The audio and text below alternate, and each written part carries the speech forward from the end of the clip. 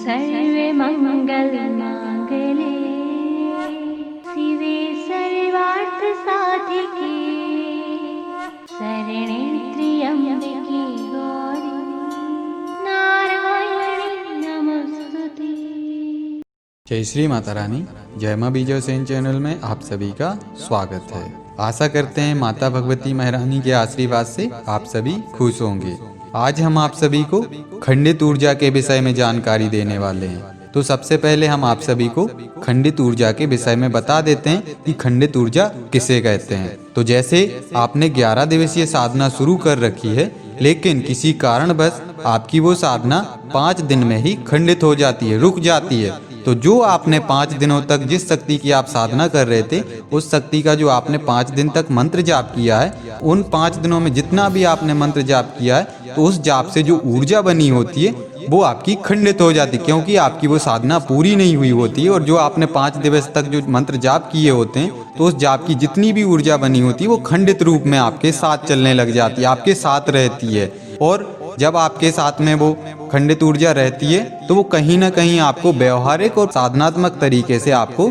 समस्याएं देने लग जाती है। पॉजिटिव शक्ति की ही ऊर्जा आपको समस्याएं देने लग जाती है, क्योंकि आप सभी को पता है कि जैसे कि हम आपको एक एग्जांपल दे देते हैं कि जैसे ही भोले बाबा की शिवलिंग है, लेकिन वो कहीं ना कहीं खंडित है, थोड़ी बहुत फूटी है या चटकी हुई है, और अगर उस शिवलिंग की अगर आप पूजा पाठ करते हैं तो वो पूजा आपको फलित नहीं होगी, अपितु आपको नुकसान देने लग जाएगी। तो इसी प्रकार से जो आपकी साधना की जो आदि मंत्र जाप की जो ऊर्जा जो आपके साथ चलने लग जाती है, वो आपके जीवन में समस्याएं देने लग जाती है। अगर आपने जो 5 दिवसीय मंत्र जाप की ऊर्जा है, वो उसी देवता को अगर आप समर्पित नहीं करते हैं और आप भूल जाते हैं, और वो ऊर्जा कहीं ना कहीं आपके साथ ही चलती है, तब वो ऊर्जा आपको समस्या देती है। या फिर जो आगे हम उपाय बताने वाले हैं, अगर आप वो उपाय नहीं करते तो भी आपके लिए वो ऊर्जा समस्याएं देगी। तो इसीलिए आपको समस्याओं से बचने के लिए या तो उसी देवता के लिए जिस देवता की आप साधना कर रहे हैं, लेकिन किसी कारणवश आपकी वो साधना खंडित हो गई है, जैसे कि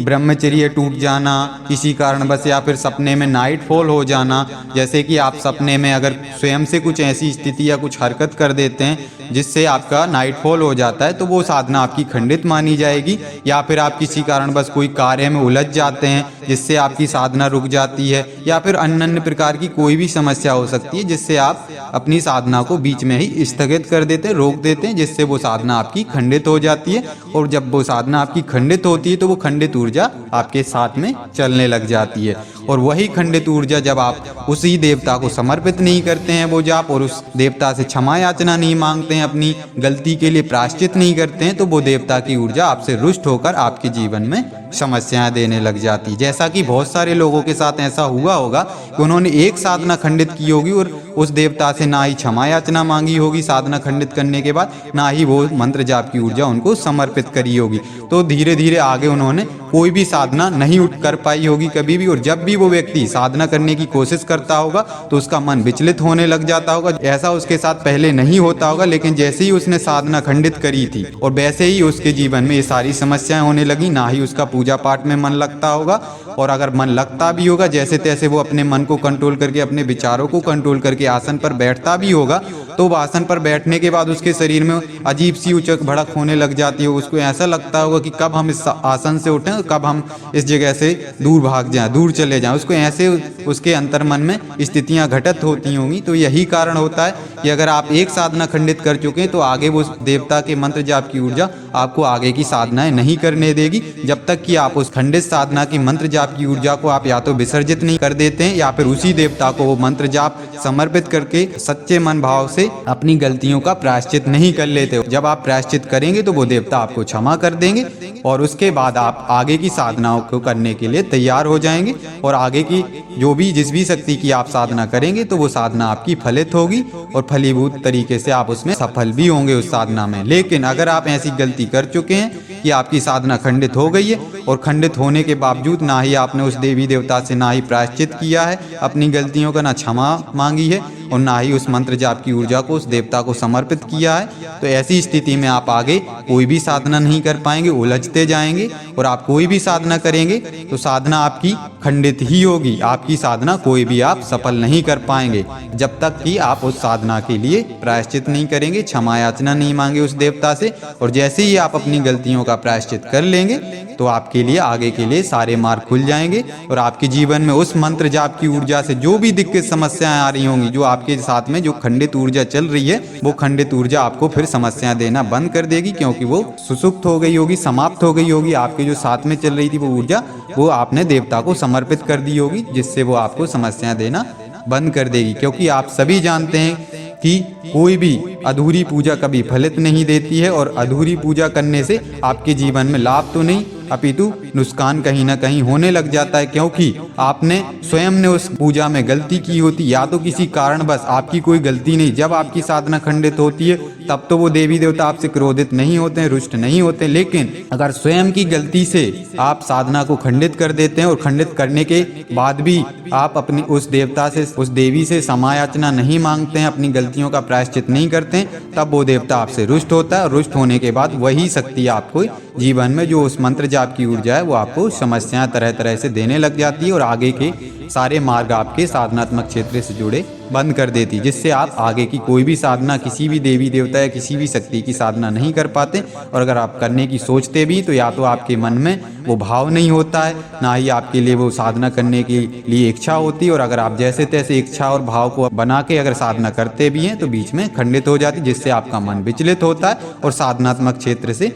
आपका भाव कम होने लग जाता है और साधनात्मक क्षेत्र को आपको छोड़ने का मन होने लग जाता है। तो अगर ऐसी स्थिति किसी भी व्यक्ति के साथ हो रही है और अगर उसने पहले के समय में उस साधनाओं को खंडित कर रखा है, तो याद रखे कि जो भी हम उपाय बताने वाले हैं वो उपाय अवश्य कर ले, अन्यथा वो साधनाओं में आगे नहीं बढ़ पाएगा। और अगर वो कोई साधना करता भी है तो उसकी सारी साधनाएं खंडित होती रहेंगी। तो आप सभी को अब जो उपाय बताने वाले हैं तो उस उपाय को आप सभी अवश्य नोट कर लें और इस उपाय को आप सब अवश्य करें, ताकि आपके जीवन में जो भी खंडित ऊर्जा से समस्याएं चल रही वो सारी समस्याएं आपके जीवन से हट सकें और आप साधनात्मक क्षेत्र में आगे बढ़ सकें। तो अब आप सभी उपाय को नोट करिए। आप सभी को करना क्या है, सोमवार की सुबह ब्रह्म मुहूर्त में या फिर आप 5 से 6 के बीच में इस उपाय को कर सकते हैं। आप सभी को क्या करना है, आप सभी को रुद्र अभिषेक करना है, शिवलिंग पे आपको जल चढ़ाना है। आप गंगा जल भी ले सकते हैं, नर्मदा मैया का पावन पवित्र निर्मल जल भी ले सकते हैं, या फिर आप दुग्ध भी ले सकते हैं, मतलब दूध ले सकते हैं। तो आप सभी को क्या करना है, आप सभी को